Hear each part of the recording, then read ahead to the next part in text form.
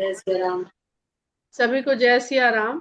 हम लोग रामचरितमानस लंका कांड पढ़ रहे हैं और दोहा संख्या 109 पर पहुंचे थे।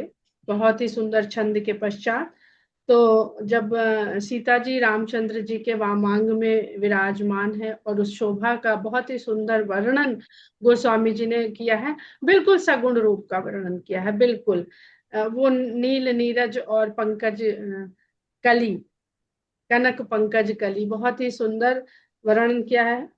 और आगे जो इस दृश्य को देख करके देवता लोगों का जो आनंद है, हर्ष है, उसका वर्णन है इस दोहे में कि बरसहि सुमन हरसि सुर बाजहि गगन निशान, गावहि किन्नर सुर बधु नाचहि चढ़ी विमान। इस जब सीता जी रामचंद्र जी के वामांग में सुशोभित हो रही हैं तो देवता बहुत हर्ष के साथ नभ पर नगाड़े बजा रहे हैं और वहीं से पुष्पों की वर्षा कर रहे हैं। गावहि किन्नर सुर बधु, किन्नर देवताओं की पत्नियां यानी देवांगनाएं, ये सब गायन कर रही हैं विमानों पर चढ़ी हुई। विमानों पर ही देवता हैं, वहां से वो पुष्प वर्षा भी हो रही है और नगाड़े भी बजाए जा रही हैं। और उन्हीं विमानों पर उन देवताओं के साथ जो उनकी वधुएं हैं, पत्नियां वहां पर विराजमान हैं, वो सब वहां से। और किन्नर जो संगीत गायन गाने वाले जो जातियां हैं, किन्नर जिनको हम कहते हैं, वो वहां से सुंदर गायन करके भगवान के इस दृश्य, इस झांकी का आनंद उठा रहे हैं, उसकी महिमा गा रहे हैं। जनक सुता समेत प्रभु शोभा अमित अपार, देखि भालु कपि हरखे जय रघुपति सुख सार। सीता के सहित भगवान की इस अमित अपार शोभा को,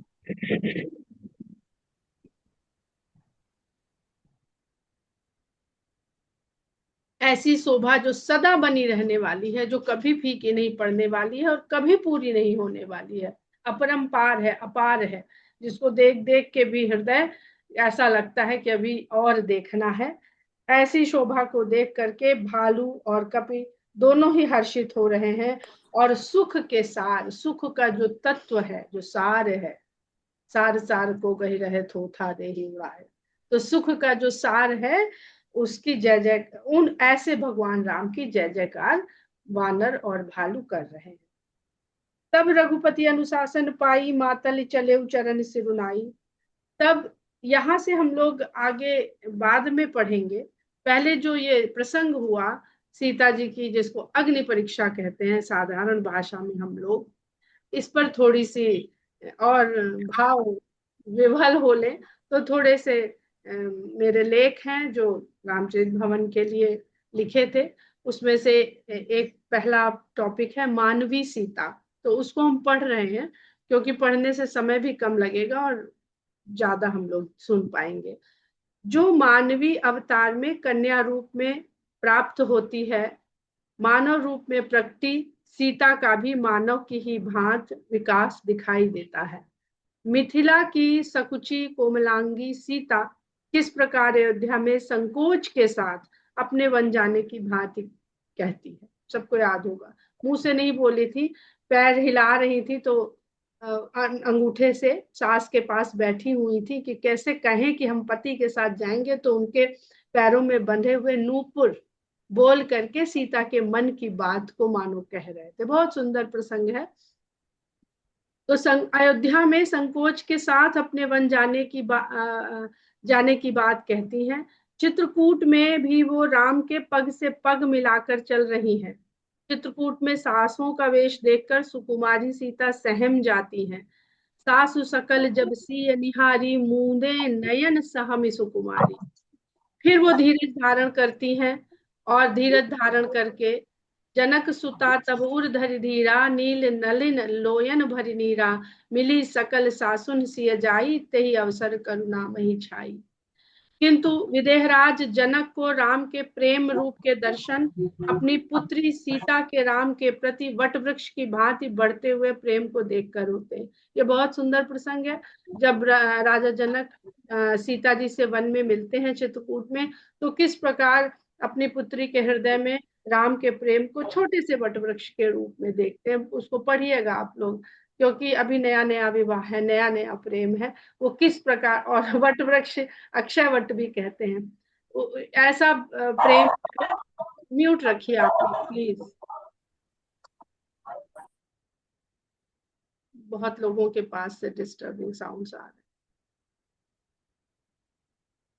हैं। सिय स्नेह बटु बाढ़त जोहा, तापर राम प्रेम सिस सोहा। प्रेम रूपी वट बढ़ता हुआ देखा जनक जी ने, जिस पर राम के प्रेम रूपी शिशु को वहां पे पाया।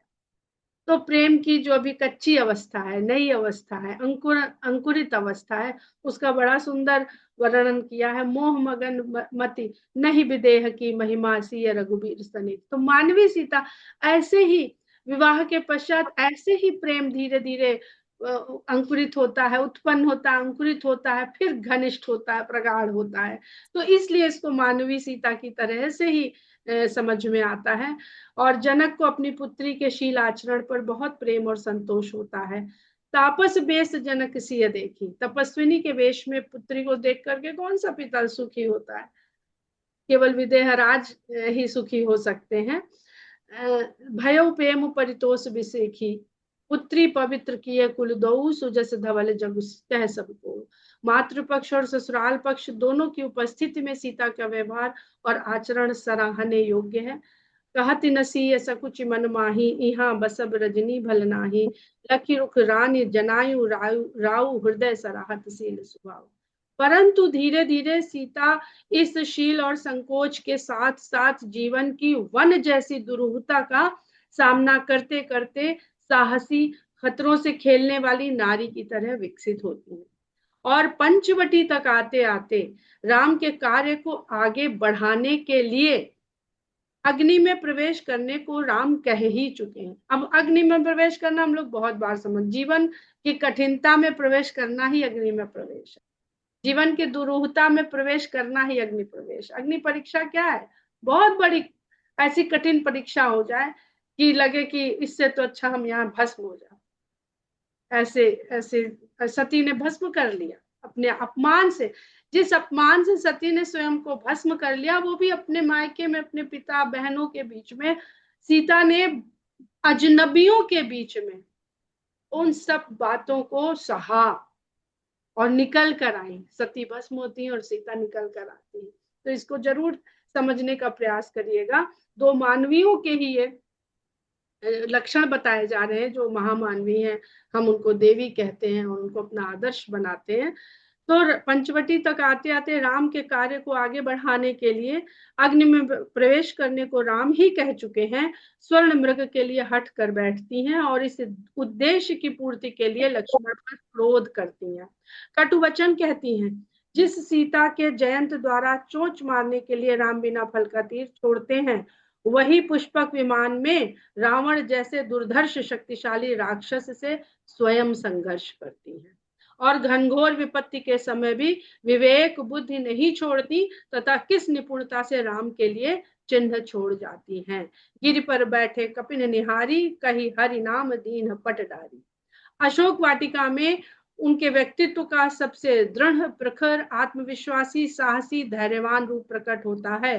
तृण धरियोट कहत वैदेही प्रसंग को हम सभी जानते हैं।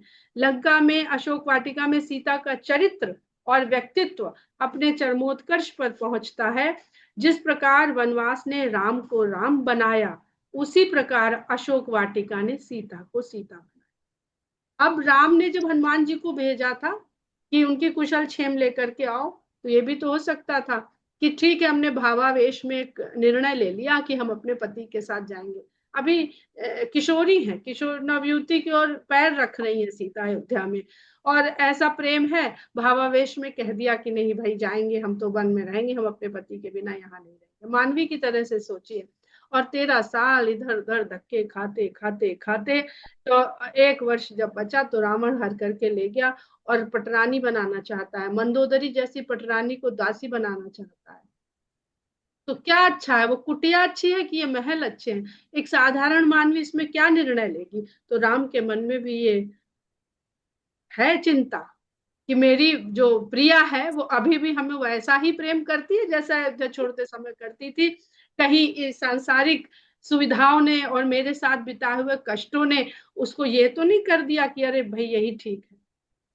हम लोग संसार में देखें तो ऐसे ही बहुत सारे लोग मिलते हैं।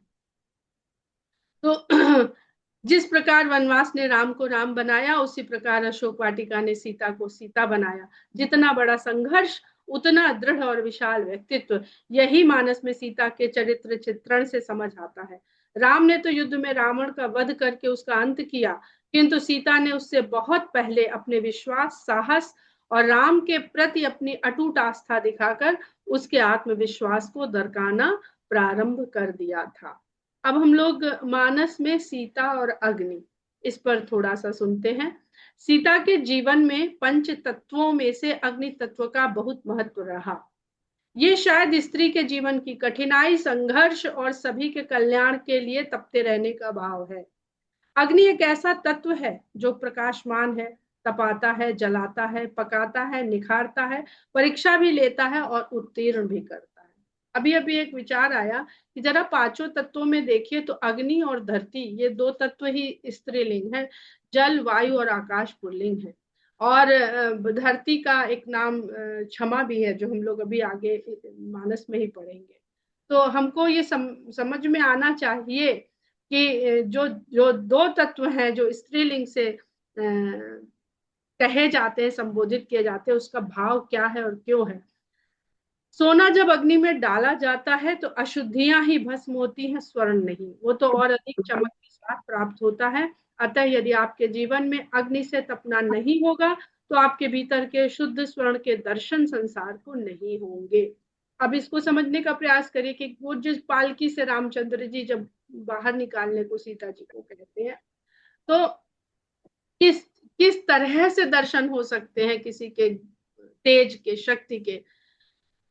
इस अग्नि से सीता का साक्षात्कार सर्वप्रथम विवाह के समय होता है। होम समय तनुधर अनल अति सुख आहुति ले। अनल स्वयं तन रख करके उस आहुति को ले रहे हैं जहां पर सीता और राम का विवाह हो रहा है। दूसरा, अरण्य कांड में शूर्पणखा प्रसंग एवं खर दूषण वध के उपरांत स्वर्ण मृग रूपी मारीच वध से पूर्व। सुनहु प्रिय भरत रुचिर सुशीला, मैं कछु करब ललित नर लीला। किसी के यहाँ से आवाजें आ रही। तुम पावक महु करहु निवासा, जौ लगी करऊं निसाचर नासा। जब ही राम सब कहा बखानी, प्रभु पद धर ही अनल समानी। वो प्रभु के चरणों का ध्यान करके ही अग्नि में प्रवेश भी करती हैं। जो और अग्नि जो अभी जो प्रज्वलित करी गई, वहां पर भी भगवान का स्मरण करके ही अग्नि में प्रवेश करती। तो जब भी अग्नि में प्रवेश करना हो तो आपकी रक्षा कैसे होगी? भगवान के ध्यान से, भगवान के नाम स्मरण से। ये अग्नि हमारे जीवन के तप है, ताप है, संघर्ष है, परीक्षाएं हैं। निज प्रतिबिंब राखित सीता, तैसे ही सील रूप सुबिनीता। लक्ष्मण हूँ यह मरम न जाना, जो कछु चरित रचा भगवाना। अब जब इस भेद गुप्त मंत्रणा द्वारा साधे जा रहे उद्देश्य को शेष के अवतार लक्ष्मण भी न जान पाए तो साधारण जन की क्या बात। सीता व शक्ति है, माया है या स्त्री है, सीता भी उतनी ही आत्मनिर्भर व स्वेच्छाचारी है जितने राम। राम ब्रह्म है तो वो उसकी आदि शक्ति है। दोनों एक दूसरे के उसी तरह भाग हैं जैसे अग्नि और ताप। दोनों को पृथक करके समझा ही नहीं जा सकता। यदि ब्रह्म स्वेच्छाचारी एवं आत्मनिर्भर है तो शक्ति भी। जब राम उससे कहते हैं आप अपनी माया रूपी छाया को प्रकट कीजिए, माया रूपी छाया, क्योंकि किसकी नगरी में जा रही है? जो सब माया पर निर्भर है, माया जिनका खेल है, माया मायावी, रावण मायावी, मेघनाद मायावी। तो आप अपनी, तो जिस रूप में जो शक्ति को पूजता है वो शक्ति उसी रूप में जाएगी। वो अपने को पृथक कर लेती है, वो उस छाया को प्रकट करती है जिस शक्ति की इच्छा, आकांक्षा, अपेक्षा वहां के लोग करते हैं। आप अपनी माया रूपी छाया को प्रकट कीजिए और स्वयं अग्नि में वास कीजिए।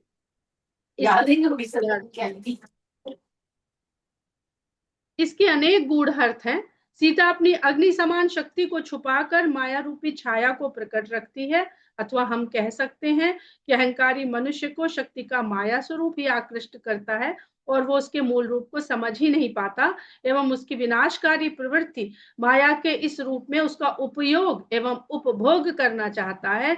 इसी भोगी प्रवृत्ति के कारण ही वो शक्ति का वास्तविक स्वरूप समझे बिना उसका मान सम्मान नहीं करता।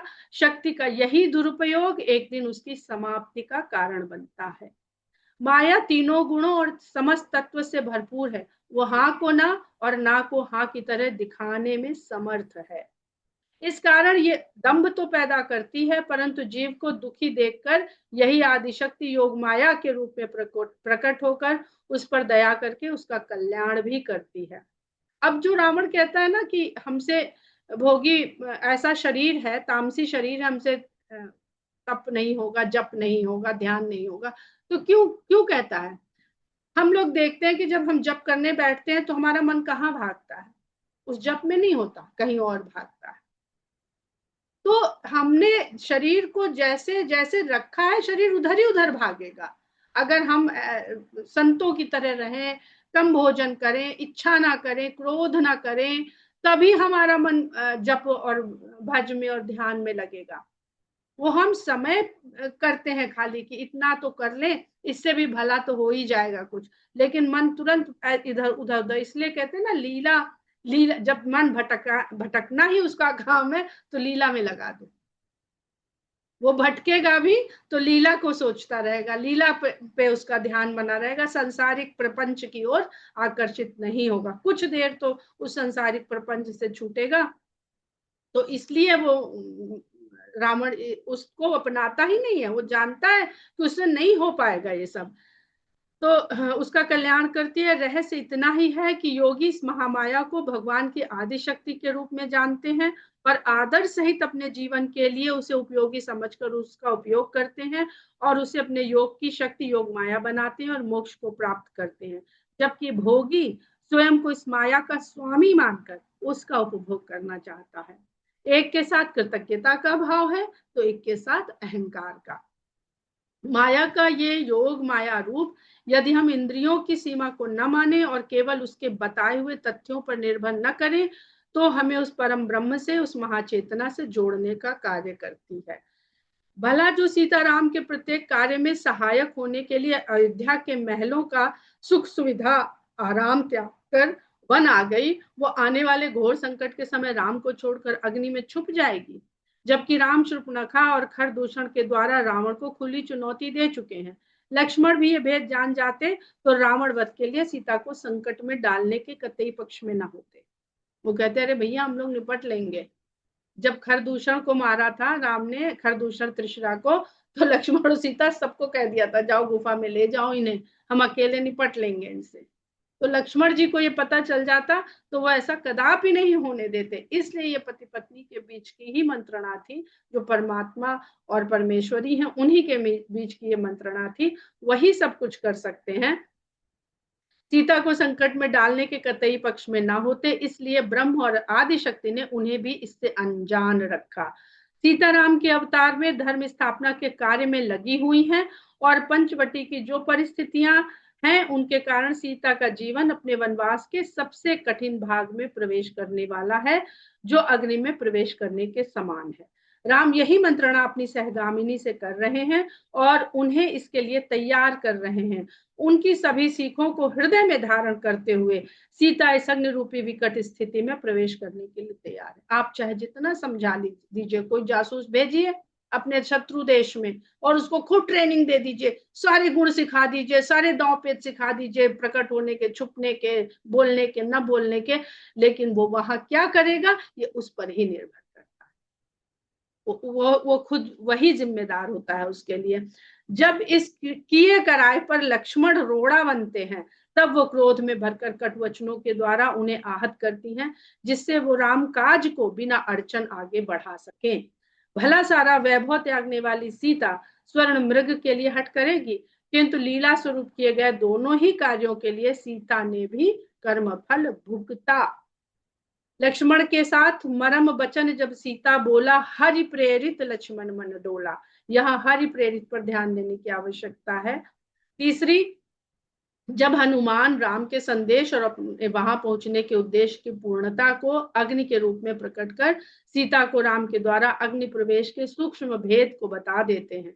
क्योंकि हनुमान सीता के द्वारा त्रिजटा से एक अंगार की याचना करते हुए अत्यंत दुखी होते हैं और सीता को ये दिखा देते हैं कि हे माता, अब एक अंगार की गुहार मत करो, प्रभु श्री राम ने ऐसी अग्नि सुलगा दी है जिसमें आपके आपके और सभी के दुष्टों दुखों और कष्टों को जलकर भस्म हो जाने का समय आ गया है। उस अग्नि को भड़काने में दूसरे तत्व पवन का भी पूरा योगदान है।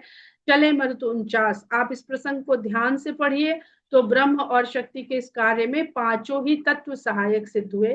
स्वर्ण रूपी लंका, पृथ्वी तत्व, घृत तेल, कूद परा पुनि सिंधु मझारी, इसमें जल तत्व, पावक जरत देखी हनुमंता अग्नि तत्व, हरि प्रेरित तेहि अवसर चले मरुत 49, वायु तत्व, अट्टहास कर गर्जा कपि बढ़ी लगी आकाश, आकाश तत्व। तो पांचों तत्व सुंदर कांड में आपको मिल जाते हैं। सबसे अंत में सारे कार्य सिद्ध होने के पश्चात यज्ञ की पूर्णाहुति के समान लंका कांड में सीता की अग्नि परीक्षा के रूप में, जहां से सीता अपने व्यक्तित्व के चरम पर दिखाई देती हैं और अपने सत्य के कारण नारी के उच्चतम आदर्श देवी पद को प्राप्त होती हैं। जिस प्रकार अग्नि में प्रवेश के द्वारा तुलसीदास जी सीता के सबसे कठिन दौर में प्रवेश की बात कहना चाह रहे हैं, उसी तरह अग्नि परीक्षा के द्वारा सीता को सामाजिक आशंकाओं, प्रश्नों की अग्नि में प्रवेश कर उनसे सम्मानजनक प्रतिष्ठा तक पहुंचने का चित्रण है। ये सीता के कंचन से कुंदन होने का प्रसंग है, जिसे हमें बहुत गहराई से समझने की आवश्यकता है। ये हमारे सामाजिक मूल्यों का चित्रण है, न कि राम का सीता के प्रति अविश्वास का। यहाँ पर ही बस यहाँ तक है, उसके बाद दूसरा विषय आ जाता है। तो जिन लोगों को भी ये लगता है कि राम ने सीता की अग्नि परीक्षा ली, उनके साथ गलत किया, इस विषय को बहुत ज्यादा समझने की आवश्यकता है। इसके गूढ़ार्थ को और उनके प्रेम के भाव को भी समझने की बहुत आवश्यकता है। इसके साथ ही एक इस दृश्य को हमने भी अपने कल्पना से लिखा। इस पर कोई है जो एक नृत्य नाटिका भी करना चाहती हैं, तो उसको सुनिए आप लोग। रावण का वध हो चुका था और राम के 1 वर्ष के अनिश्चितता का भी अंत हो चुका था। राम 1 वर्ष से प्रयासरत थे सीता की खोज में। पहले अनिश्चितता में भटकते रहे, फिर सबरी ने सुग्रीव तक पहुंचने का मार्ग यूं बताया जो वन के झाड़ झंखाड़ भरे दुर्गम पथ में एक पगडंडी बना सकने की युक्ति मिली हो। ये उम्मीद भी ऐसे लोगों ने जगाई जो समाज से उपेक्षित जीवन बिता रहे थे, शबरी, सुग्रीव आदि। कैसे कैसे और कौन कौन शोषित एवं पीड़ित राम के लिए पलक पावड़े बिछाए थे वर्षों से, राम को नहीं पता था। वनवास न मिलता तो ये सब कैसे मिलते राम को? किसी को पाने के लिए किसी को खोना आवश्यक है क्या? उस अनिश्चितता का प्रभाव अभी भी राम के मस्तिष्क में कहीं अपना स्थान बनाए हुए था। हाँ, बना ही रहेगा जब तक वो अपनी सीता को प्रत्यक्ष देख नहीं लेंगे। किष्किंधा में कितना बड़ा जनसैलाब राम के साथ जुड़ता चला गया। हर पीड़ित को राम की पीड़ा में अपनी पीड़ा दिखाई दे रही थी और राम के नेतृत्व में अपनी पीड़ा की समाप्ति। ज्यो ज्यो वे लंका की ओर बढ़े, यह सैलाब बढ़ता ही गया। विभिन्न वन्य जातियां उनकी सेना का हिस्सा बनती चली गईं और सागर के तीर तक पहुंचते पहुंचते उनकी सेना स्वयं एक अनंत सागर का रूप ले चुकी थी। परंतु उनके सैन्य समुद्र को उस जलधि ने रोक दिया था, जैसे वो भी रावण की शक्ति से भयभीत था। राम से सहयोग उसका रावण से विरोध होता और रावण का विरोधी होने का अर्थ ही है उसका अंत। परंतु राम ने अपने धैर्य और शक्ति के द्वारा वानरों के सहयोग से सिंधु पर सेतु बांध लिया और सीता से मिलने की दिशा में एक सेतु स्थापित कर लिया। फिर भी हृदय क्षण क्षण आशंकित रहता कि सीता जीवित तो होगी, सुरक्षित तो होगी। और अब जब रावण का वध हो चुका है तो भी वह धीरज की प्रतिमूर्ति बने खड़े हैं। उन्हें ज्ञात हो चुका है सीता लंका के अशोक वाटिका में जीवित और राम के लिए प्रतीक्षित है। फिर भी योजनों चलकर आने वाले राम, समुद्र में सेतु बांधने वाले राम, ये थोड़ी सी दूरी भी पार नहीं कर रहे थे। यदि दौड़कर जाते तो क्षण भर में सीता के समक्ष खड़े होते, परंतु अभी राम के वनवास के 14 वर्ष पूर्ण नहीं हुए थे। इसी से वो लंका नगरी में प्रवेश नहीं कर सकते थे। अशोक वाटिका तक पहुंचने के लिए उन्हें युद्ध भूमि से नगर द्वार में प्रवेश करके ही वाटिका तक पहुंचना संभव था। अपना हर्ष, उल्लास, प्रेम उन्होंने सदा की भांति अपने धैर्य से साध रखा था। सीता को अशोक वाटिका से ससम्मान लाने की जिम्मेदारी उन्होंने पूर्व निर्धारित लंकाधिपति विभीषण को सौंपी, क्योंकि लंका अब उनकी थी और उनकी आज्ञा एवं निर्णय राम के लिए सर्वोपरि थे। विभीषण के साथ पारिवारिक सदस्य के रूप में लक्ष्मण एवं स्त्री सहयोगी के रूप में विभीषण की पत्नी शर्मा एवं पुत्री कला भी थी। सीता अशोक वाटिका में जयघोष सुनकर रावण के वध एवं राम की विजय से आश्वस्त हो चुकी थी। उनकी कृशकाया आनंदातिरेक से पुलकित हो उठी थी, पर अधीरता उनमें भी कहीं नहीं थी, क्योंकि मर्यादित राम की सहभागिनी इतनी अधीर हो भी कैसे सकती थी। शर्मा ने सीता को स्वच्छ उज्जवल वस्त्र प्रदान किए और आदर पूर्वक अशोक वाटिका से युद्ध भूमि की ओर चलने का आग्रह किया। उन्होंने सीता के लिए पालकी का प्रबंध किया था, किंतु सीता ने पालकी पर आरूढ़ होने से मना कर दिया। राम अभी भी वनवासी थे, तो सीता पालकी पर कैसे सवार हो सकती थी। तब शर्मा ने उनसे कहा, देवी, जिस स्थान से होते हुए आप राम के सम्मुख पहुंचेंगी, वहां की स्थिति और दृश्य अत्यंत विभत्स एवं हृदय विदारक है। स्थान स्थान पर छत विछत शव, पूर्ण अपूर्ण काया, खंड खंड देह, धड़ मुंड, अंग प्रत्यंग, रक्त मांस के लोथड़े आप सह नहीं पाएंगी।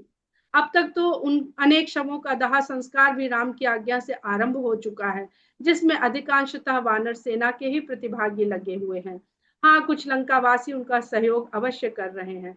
वानर अपनी प्रवृत्ति के विपरीत जिस शांत भाव से इस कार्य को पूरा कर रहे हैं, सभी असुर हतप्रभ हैं कि क्या है राम की सेना, जो अभी तक इनसे जीवन का संघर्ष कर रहे थे, वही अब शत्रु भाव से रहित होकर सभी शवों का सम्मान पूर्वक अंतिम संस्कार कर रहे हैं।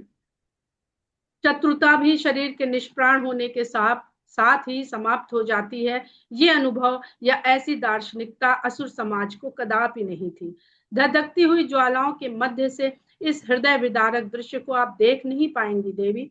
सीता ने नेत्र भरकर शर्मा को देखा, जैसे पूछ रही हो, क्या वास्तव में यह अग्नि की ज्वाला और ये छत विछत शव सीता के इस 1 वर्ष के दहन और तिरस्कार से अधिक विदारक होंगे?